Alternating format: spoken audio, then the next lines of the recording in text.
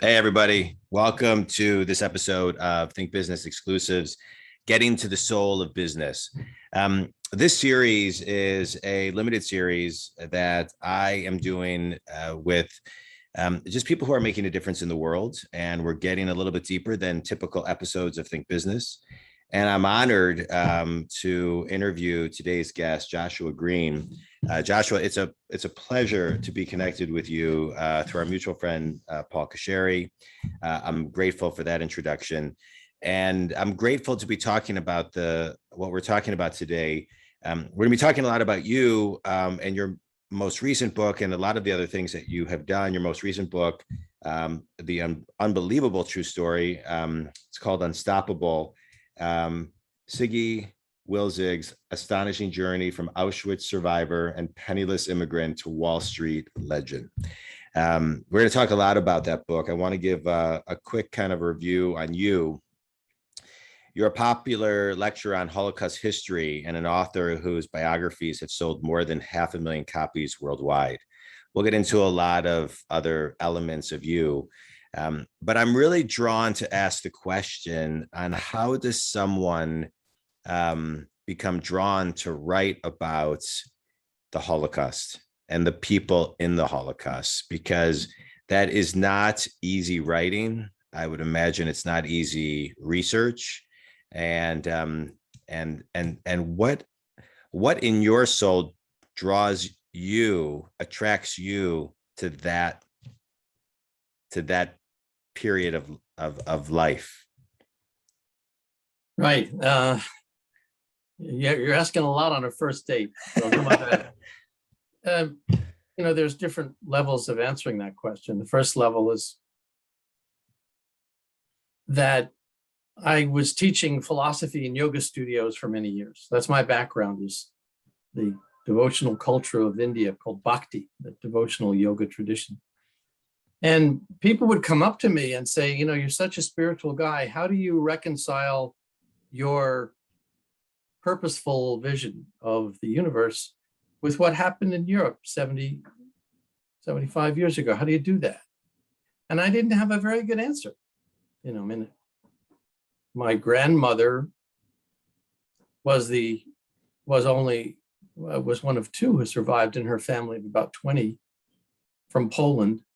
But it wasn't part of my upbringing. I didn't think about it that much. We didn't talk about it ever. So I didn't really have an answer to that question.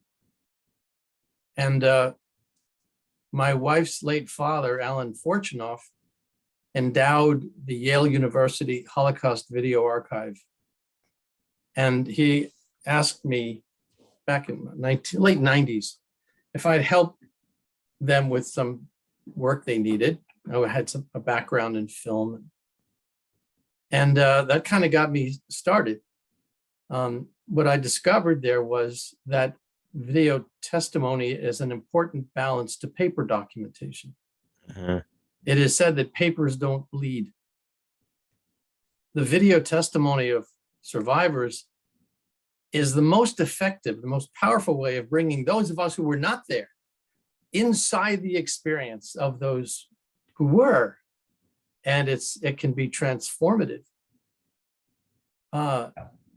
That's the most reasonable answer I think. Yeah, I want to dive into something that you said. You have this this deep spiritual piece of your DNA, of your soul, your teaching, and somebody asked you a question, you didn't have the answer. And so a lot of times I think people, if they don't have the answer, they'll look-ish maybe for it. But you really dove in. And so what was it about not having the answer to these questions, right?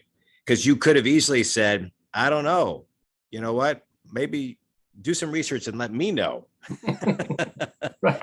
Give me a Right. call when you figure this Right. one Give me a out. call when you figure it out, because I'll say, I think most of the people who listen know that I am Jewish. I do have family that were Holocaust survivors. So this is very near and dear to my heart. And but I am curious, what drove you even, on a deeper level, to continually chisel away at Mhm, this mhm. answer. Yeah. My good fortune was to have been raised by a mother who was a very progressive thinker, someone who was, you might say, liberated before that was chic, and who really wanted me to have a good education. So she sent me to an ethical culture school here in New York in the Bronx. There's a school called Fieldston. Ethical culture, you might describe as a non-theistic religion. It's a belief in humanity. It's a belief in the potential for humans to reach higher stages of evolution in thinking and compassion and behavior in the world. And yet the history of the world is really quite different. The history of the world is not a history of compassion. And in particular, Holocaust is a failure of the human condition. And because I had always been encouraged to think big and to dig deep, it puzzled me. I didn't know Yeah. what to make of that. And I think in some indirect way, it might have led to me at the age of 19 moving into a Hindu ashram and living 13 years in a kind of monastic environment, which really set me on a course for the rest of my life. Yeah. In fact, George Harrison and I studied with the same yoga teacher, and I wrote a biography of George as a thank you for his encouragement. And that was Yeah. a big part of my early life. I want to talk about that George Harrison piece that you wrote, but I want to dive into, before we go there, and your 13-year journey. Tell me about your mom. Hmm.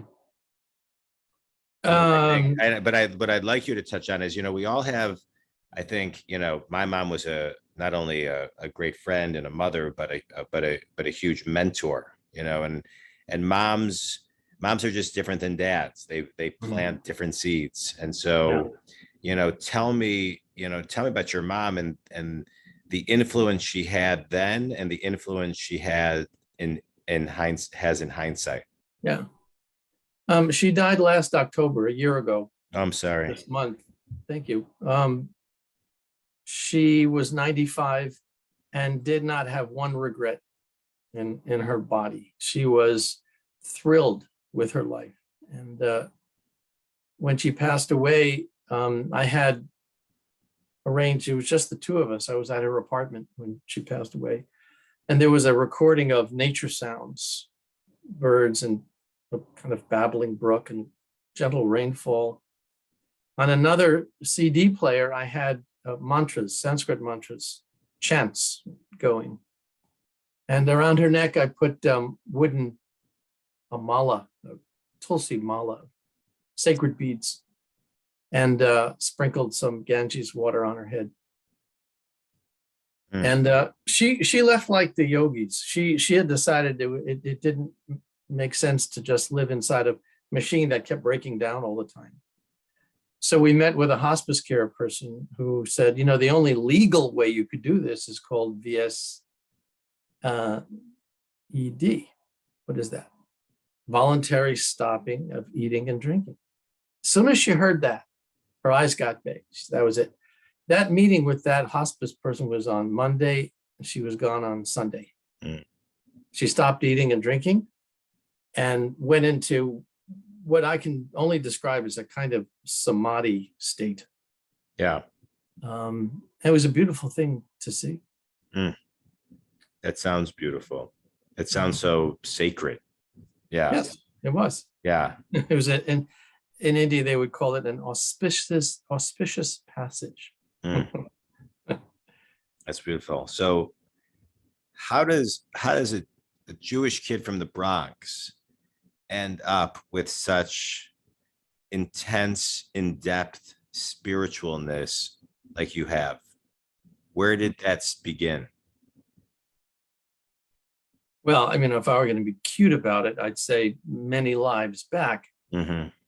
Well, Um, I'm a big believer in that. So, I mean, yeah. if you want to, is there is that real Do or I believe that? Sure, I believe that. yeah?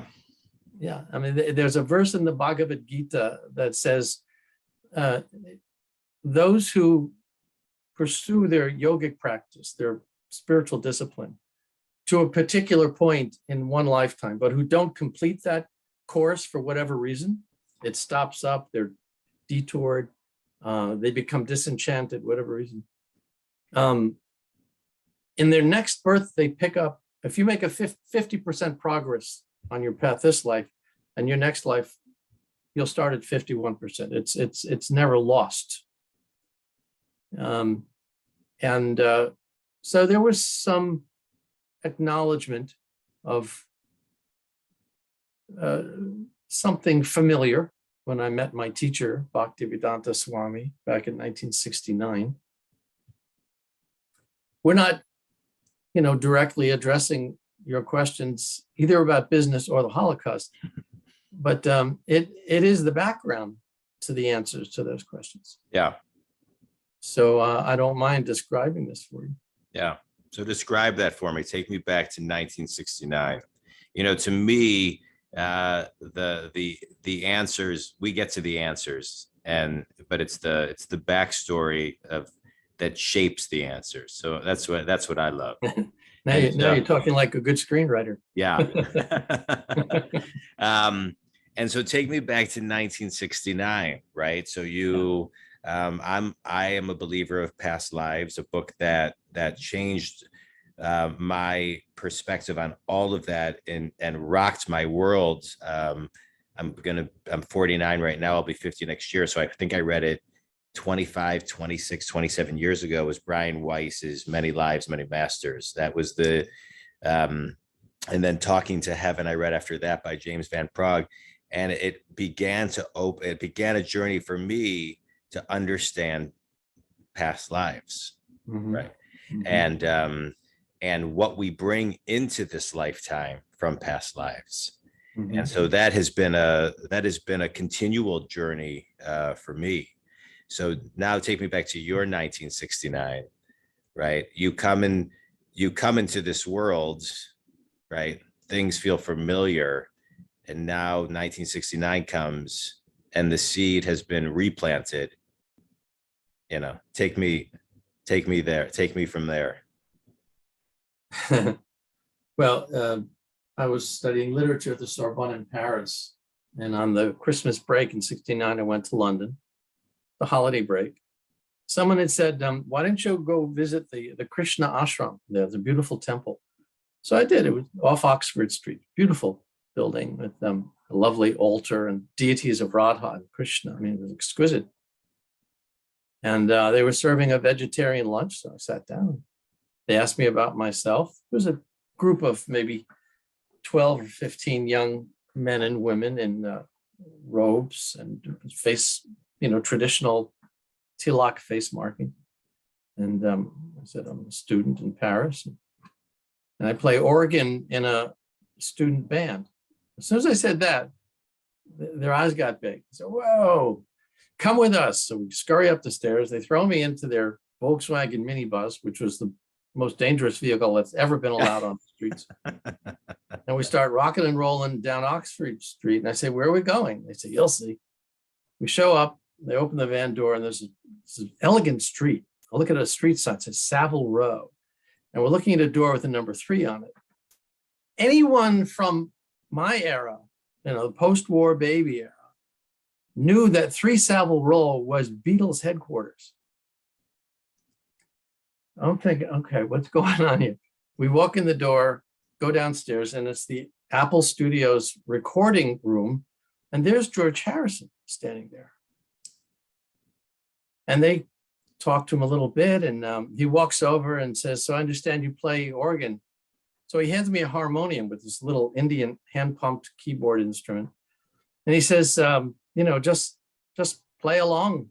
They were recording an album of Indian devotional music. So I'm sitting away, picking up on the melody and jamming on this harmonium. I'm thinking to myself, okay, if I stay with these people, I get God and the Beatles. So, Not okay, bad. yeah, I'm in. And I ended up staying in ashrams for 13 years and then came back. I was 32. I lost that whole decade. Whatever happened in the 70s, Bruce Springsteen, I have no idea. Came back and went looking for work and found work in a children's film studio. So I got my feet into the film business, doing documentary films, working with children's picture books and making animated films for them. I love that. Then segued into documentaries when I married, and as I mentioned, my father-in-law introduced me to the Yale Holocaust Video Archive, and then started writing biographies of survivors. So that's kind of a bit of the linear trajectory. Yeah. Yeah, no, that's amazing. When you were in the ashram, you said, "Oh, I've got the Beatles and I've God," right? Tell me about your relationship with God during that time. Well, the Beatles and God were very often confused for one another back in those days.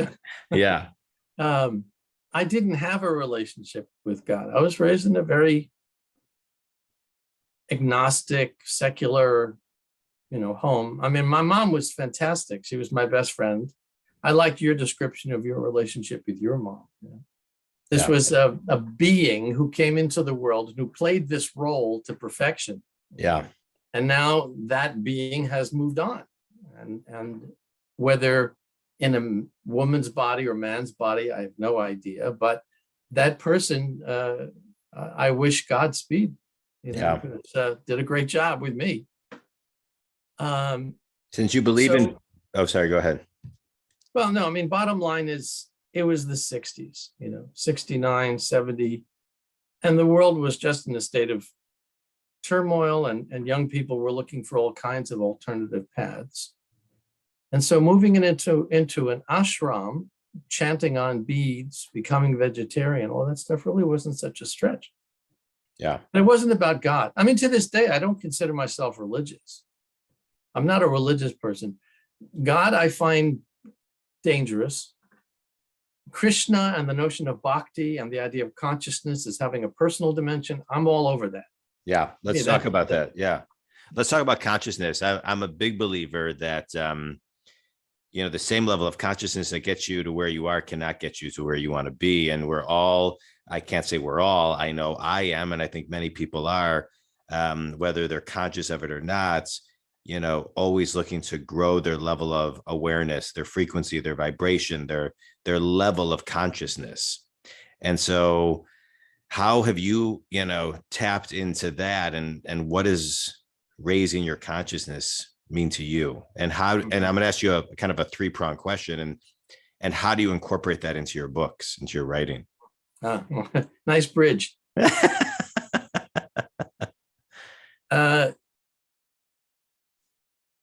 Growing up as an only child of a single mother had advantages and it had disadvantages.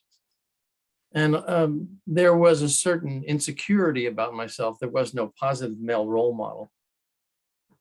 And so, I grew up with certain uncertainties about myself. I wasn't quite sure what my worth was or my direction.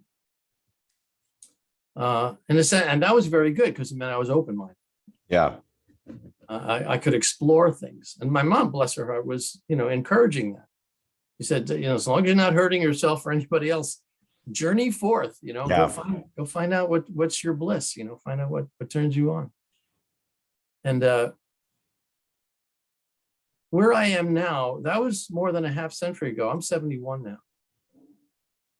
Over the course of that, a life well lived is a life lived in truth, in honesty, with impeccable motive, with greater concern for the well-being of others than for oneself, and with an ability to say, I have my particular covenant with divinity, but that doesn't make me wrong and me right and somebody else wrong.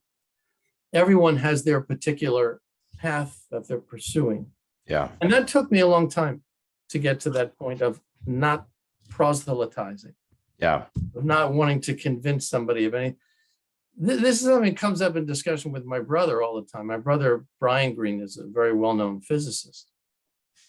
And I'm mesmerized by his work. He's written a number of best-selling books on string theory and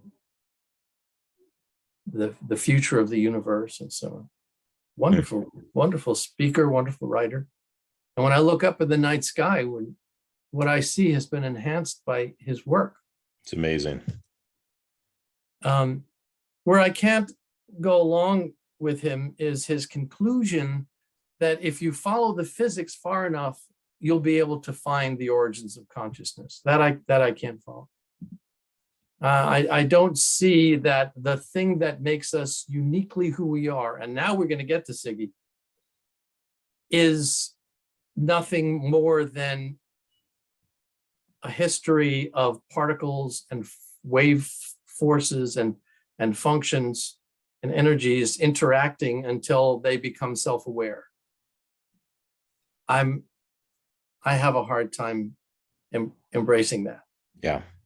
I think that can lead to some very dark places, and it does. Yeah. And, you don't have to become, a mantra chanting, deity worshiping, vegetarian yogi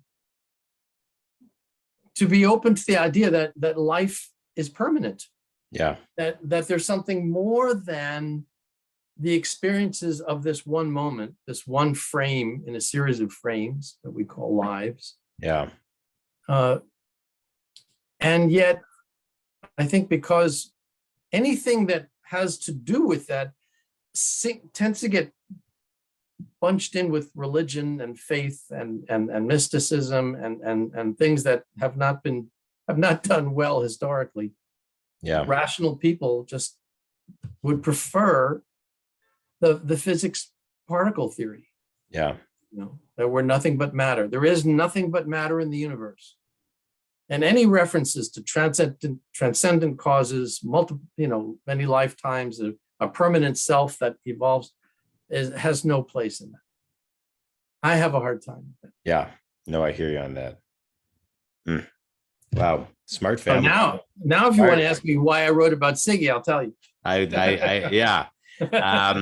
I want to talk about your books. I have one more question about some of the stuff we just talked about, because as a business coach, I hear from a lot of people who have a difficult time understanding kind of what their worth is. And so you had made a comment that you were trying to figure that out. What was that path like, and when did you figure it out? Over the course of many years of practice, how do you get to nirvana? Practice. Right. That's what my father-in-law says to my kids when we've been to New York with him. Hey kids, how do you get to Carnegie Hall? Practice. Yeah. Chant. It's a slow process. We've been transmigrating a very long time. The conditioning runs deep. Don't expect epiphanies overnight. Yeah. Look, I've been asked to talk about this stuff in workplaces. I've spoken at Microsoft. I've spoken at Bank of New York. I taught at the Zarb School of Business at Hofstra. Meditation as a tool of enlightened business practice.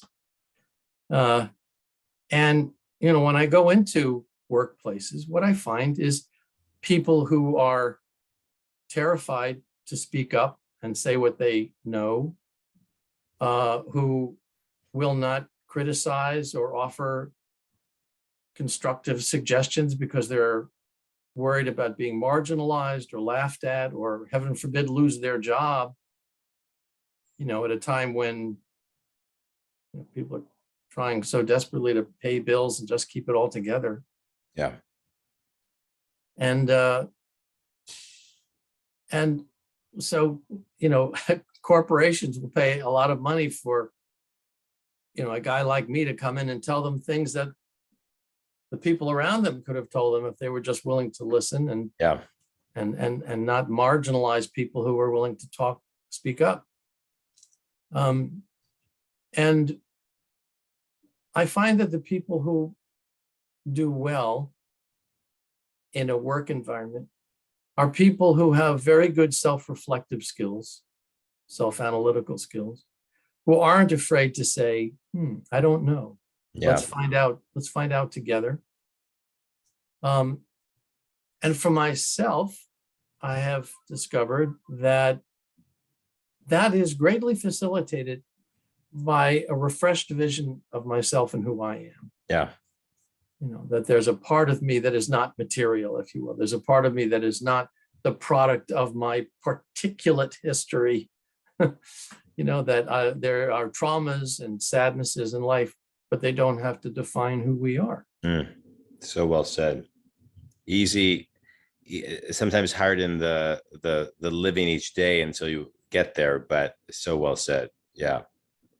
All right, let's talk about your books. You've written a ton of them. We're gonna talk about Unstoppable right now, your latest book, but you've written many books for children, entertainment, nonfiction. You've written spiritual books, Swami in the Strange Land, Here Comes the Sun, about George Harrison, Gita Wisdom, for adults, Holocaust History, Witness, Voices from the Holocaust, Justice at, what is it? Dachau. Dachau. Yeah. Sorry. I mean, I know Dachau, but my phonics is horrible. So, and now your latest book, Unstoppable. And so, there's so many different ways that people have and continue to write about the Holocaust. I really would love to know how you landed on writing about Siggi. What got you to him in particular?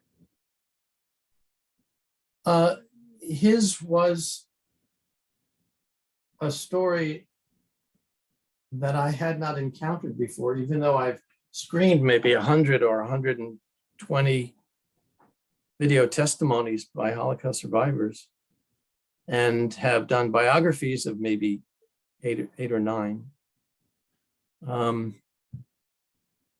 None exuded the joy for life that I found in Siggi.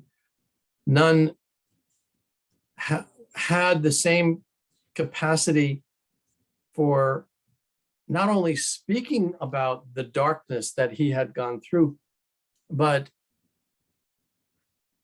channeling that darkness into a tool that could help others. I'll give you some examples. Yeah. First of all, he loved the life so much. He'd gone through 2 years in Auschwitz, forced labor, a dozen selections for death, 2 death marches. He was 88 pounds when the American forces liberated him from Mauthausen.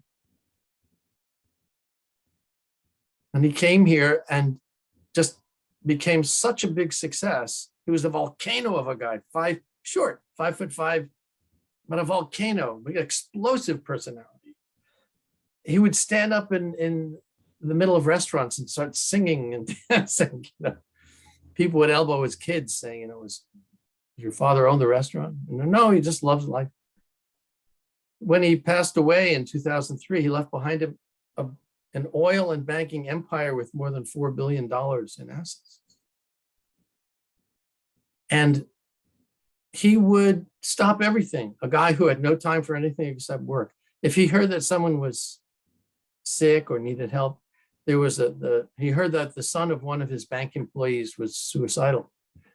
He had his driver take him to the guy's house and sat with the kid all day long. And then told him his stories. He says, look, this is what I went through. You think you've got it bad? Let me tell you about Auschwitz. And the impression that people got was, if he can go through what he went through and come out loving his life so much and taking joy in helping other people and doing what he can to support the state of Israel and Holocaust education and just every day was a celebration of some kind, maybe I can too.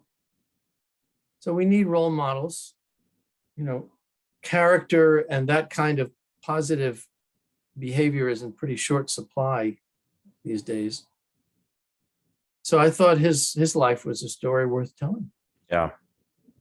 How can we, as we sit here recording this, it doesn't feel like COVID is still around, but it is. And I think sometimes people are having a hard time today. I hear this from a lot of people that I talk to. I hear this from clients. I hear this from people I interview. They're having a hard time finding joy, right? Finding joy. The Atlantic recently wrote an article. It's called "What If the Thing You're Waiting For Never Arrives?" It's basically an article that talks about the play Waiting for Godot. I think it's Godot, excuse me. Where it's this play about two guys kind of at the side of a road and getting irritated because what they're waiting for never comes. And it's talking about how the Delta variant and COVID is getting people kind of in that space, and it's hard for them to find joy. And so what would Siggi advise us to do today to find joy in kind of a COVID/post-COVID world? I think the first thing that he might say is, why are you focusing on the sad stuff? Mm-hmm. This wasn't a particular Siggyism. He had a lot of Siggyisms, but he might have said something to the effect of, in a beehive, there's lots of holes, but there's also a lot of honey. Why don't you look for the honey? Yeah. He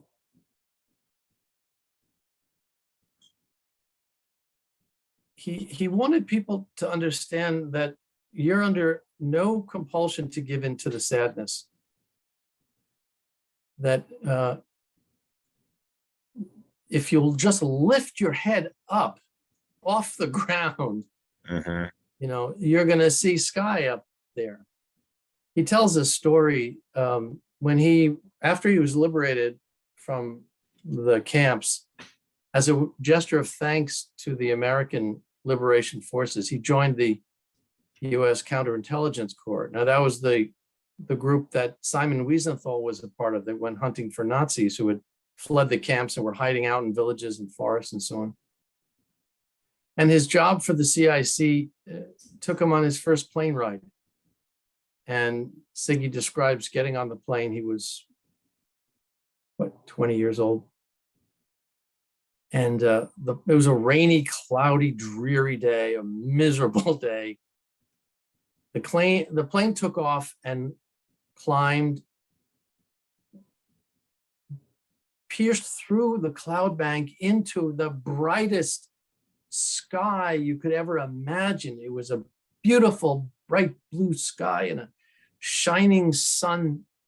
And Siggi said, in the camps, people were so horrified by what they had to see. They often wondered, is there even a God? Maybe if there was a God, he left. He's not interested in us anymore. Siggi said, when that plane broke through those clouds and I saw that bright, beautiful sun, my faith was confirmed. And he said, it was the Almighty speaking to me. And he was saying, don't despair. Sometimes a dark cloud, like Hitler, comes between us, but I'm still here. I am still here. You might tell that story to that sad person you're talking about. That's powerful. He seemed to have such a positive mindset and outlook on things. And I think, it's kind of like there's three types of people in the world. There's people that they think everything happens, to them, which is kind of that victim mentality, for them, which is very ego, and then through them, which is more kind of universal, right? Surrendering to, the energies of the universe. it sounds like he was able to not be a victim, from what I'm hearing from you, that he could really kind of compartmentalize that piece of his life. And now he was, to put it in your words, unstoppable. And so how was he able to stay so joyful? And how did he get back to center when he wasn't? Okay, well, if you just read the story in terms of its basic plot line, it's a success story. It's a hero story. It's a David and Goliath epic story. You've got this little guy, comes out of the worst time in history, bulldozes his way to the top of the mountain, and becomes this fabulous success in banking and oil and gas. It's a happy story, right? Along with that, simultaneously, there's this subterranean narrative, which is the death story. It's the story of what he came out of. Siggi never shed his nightmares. He had nightmares all his life. Some of them were about what he'd been through, what he'd seen. Some of them were the mind brewing its own poisonous concoctions. He would dream of his own children, seeing his children walking into the crematorium fires. So that never went away. What he managed to do in the Sanskrit terminology, we call pratipaksha bhavana. Means taking something and turning it around. So there's a sadness, turn that around and it becomes an energy, like you're saying, through me. Yeah. An energy that he would channel in a way. So it wasn't that the nightmares lost their horror, but after a while he knew what they were. Mm-hmm. I think the mistake that some people make, I know from teaching in yoga studios, people who take yoga a lot of them make this mistake. They think yoga is a cure-all, that somehow I'm going to do this and my life's going to go away. It's all going to go away.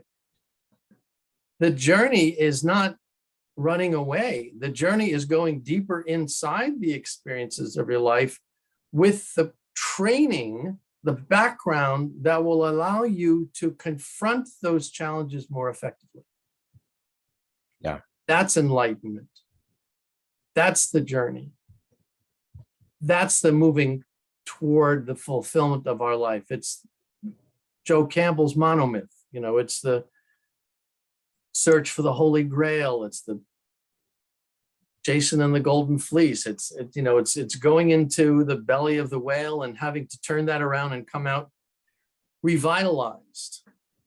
So it's hard to swallow, but those tough moments are,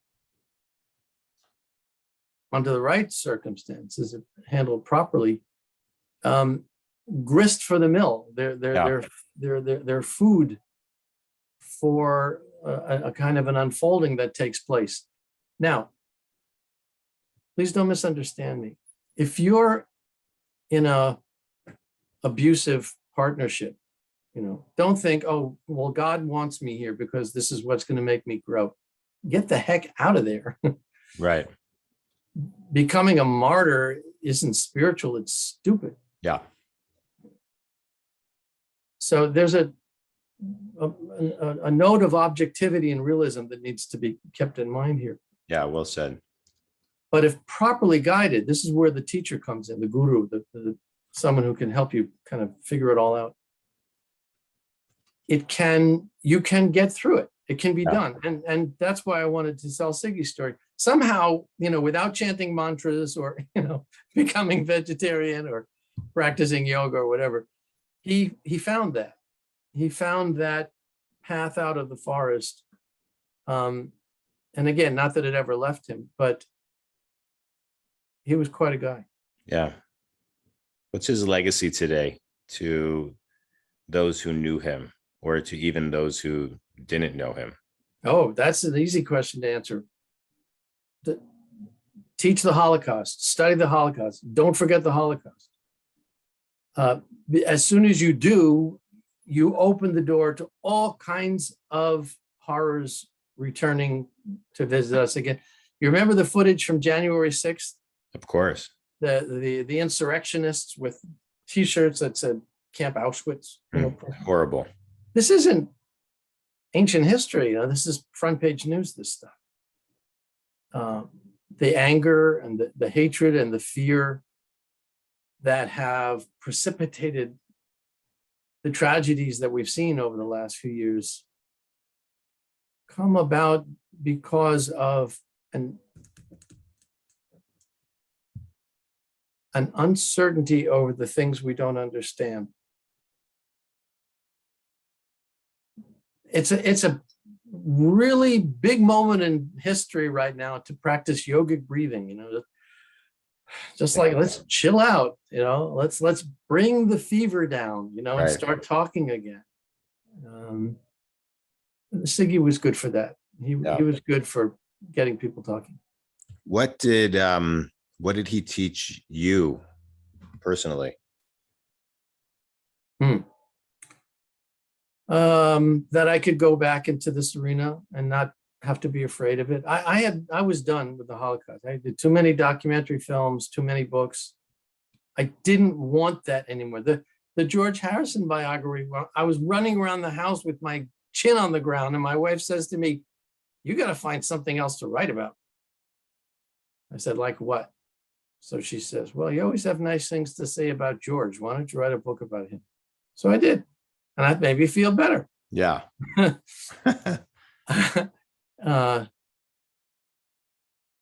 What I discovered was that it was possible to go back into this arena and not die.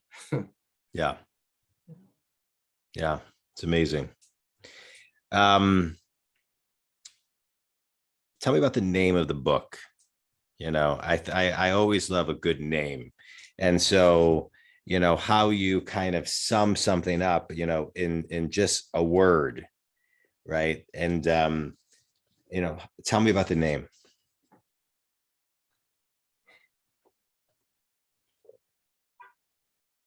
One of my inspirations in life is a bhakti poet, a devotional poet from the 1600s. His name was Rupa Goswami. Rupa Goswami in his poetry describes love. And he says, if all the evidence says this has to stop now, but you can't, and you move forward and it grows deeper and richer, that's love. So it's working against all of the elements. It's going the extra distance. Yeah. Tell me, this book got you back into the arena, but when you finished chapter 26, and you wrote your last word and you sent the manuscript, the transcript to the editor, the publisher, etc. What was it like finishing this piece of art?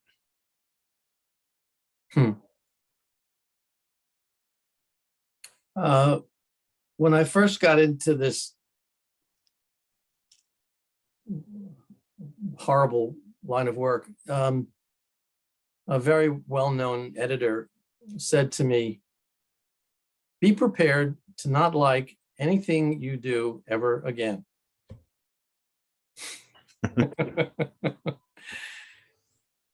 I think an artist, an honest artist, or anyone working in any particular creative capacity,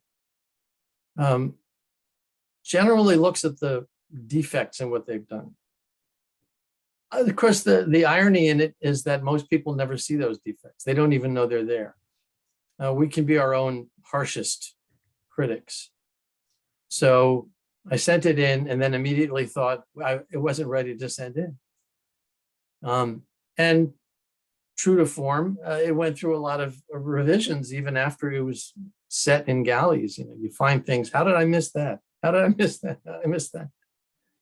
But in general, I was happy because the intent was to offer people something that would be inspiring, that would say, we humans are capable of such extraordinary things, having gone through the darkest of times, having gone through circumstances that from a distance, you would say, it's impossible to survive that. Yeah.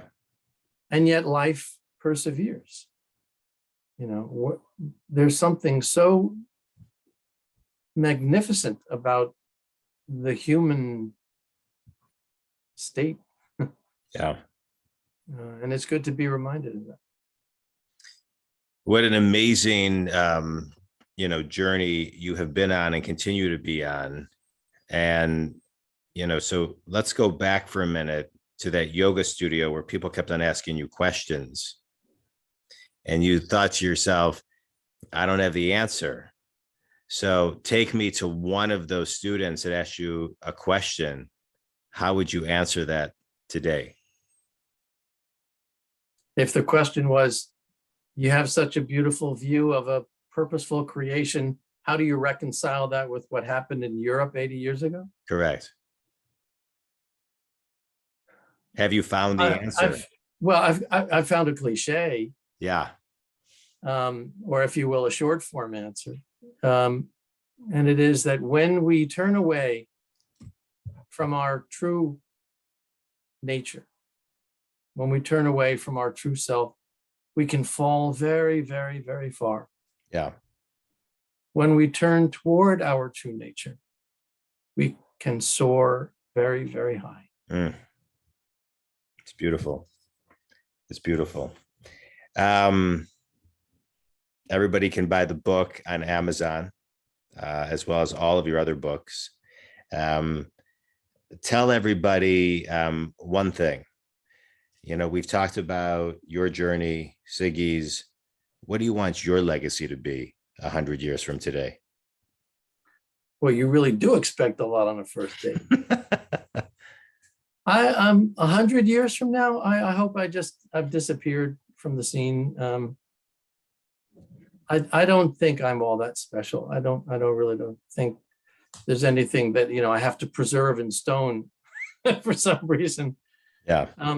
The books will be around, and I think they may be of some value to some people. And that's a consolation, if you will, to our mortality. Yeah. I'm comfortable. I have no, like my mom, I guess, I have no regrets. Yeah. I have two wonderful kids. I'm surrounded by the love of my family. Yeah. Tell me about your family.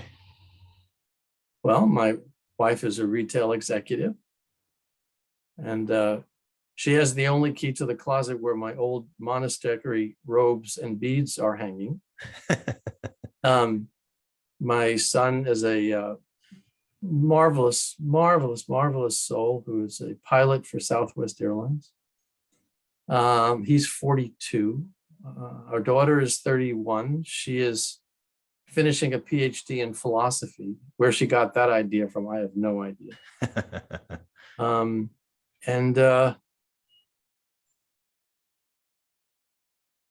And the flowers outside my window in the spring are beautiful, and I don't know what else I can tell you. Yeah, you can answer this last question for me. What's your favorite book behind you, minus your own? That question, which comes up a lot, is A River in Motion. It depends on the mood. It depends. It's like asking, what kind of music do you like? Depends what you're doing. Yeah. I like jazz. I like blues. I love classical. It depends on what's going on. Depends on the day. I get it. What do you do for fun? Dance. I'm not a good dancer, but I enjoy it. Good. And what else? Take walks with my dear wife. Nice. And have conversations with nice people like you. Well, thanks. I'd love this conversation. I think you, Joshua, define humility, which I think is a characteristic that is not seen enough, right today, especially with social media and things of that nature. And I appreciate you sharing your journey, and I appreciate you doing soulful work, because this work is tough work to dive into the arena and dive into the stories, and dive into the heartache and the horror, and somehow find the sunshine in it, so people can never forget, and also find empowerment in it. To me, it is absolutely spectacular. I am very grateful and appreciative for meeting you, for you taking time to talk to me and my Think Business community. And I think, I would end this talk,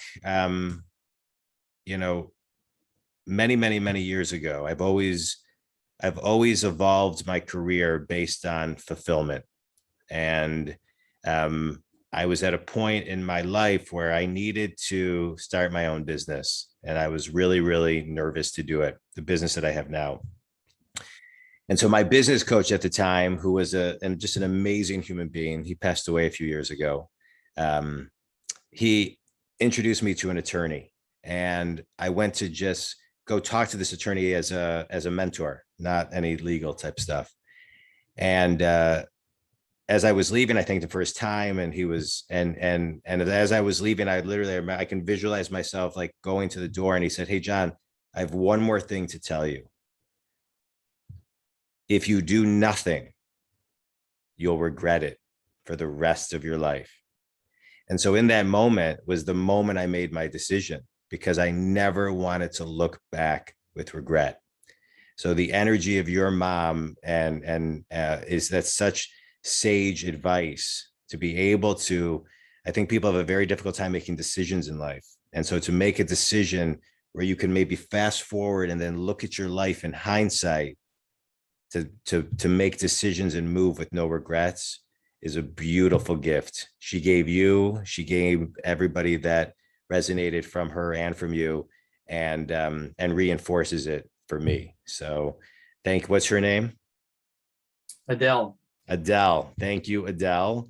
And thank you, Joshua. I appreciate your time. And to the Think community, if you go to Joshua M. Greene, JOSHUAMGREENE.info, you can see all of Joshua's books, all of his films, everything. We'll also have everything in the show notes. And thank you so much. I'm very grateful. Thank you.